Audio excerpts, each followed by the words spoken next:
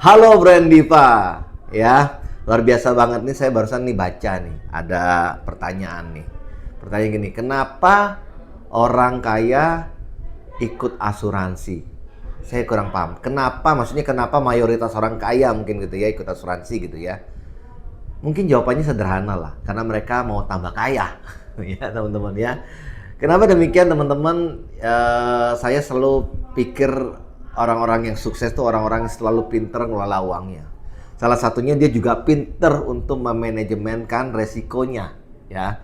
Oleh karena itu mungkin mereka juga berpikir daripada kalau ada resiko mereka mesti keluarkan uang yang besar, banyakkan mereka juga mengasuransikan dirinya. Tujuannya apa? Supaya kalau sampai terjadi resiko, untuk segala biaya yang harus dikeluarkan, biarkan pihak ketiga dalam hal ini asuransi yang membayarkan segala macam biaya besarnya itu, gitu teman-teman. Jadi itu kenapa orang kaya ikut asuransi, karena dia memang mau tambah kaya, tambah punya aset yang besar yang bisa dia kelola. Itu jawabannya. Nah teman-teman, ada sebagian teman saya juga yang cukup mampu, mereka tidak mau ikut asuransi juga. Mereka ngomong ikut asuransi itu malah serakah katanya gitu. Kenapa? Karena Tuhan udah kasih kemampuan, kalau sakit, kalau terjadi risiko ya dia mesti keluarkan uang itu, ya dia mesti bayar, ya dibayar gitu loh.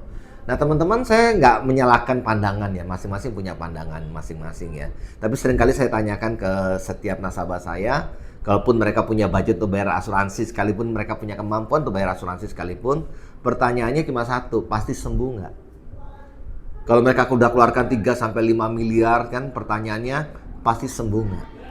Ketika uang itu sudah dikeluarkan, asetnya sudah berkurang 5 miliar, dan ternyata jawabannya tidak pasti sembuh, yang pasti adalah rumah sakit pihak yang mendapatkan duit itu.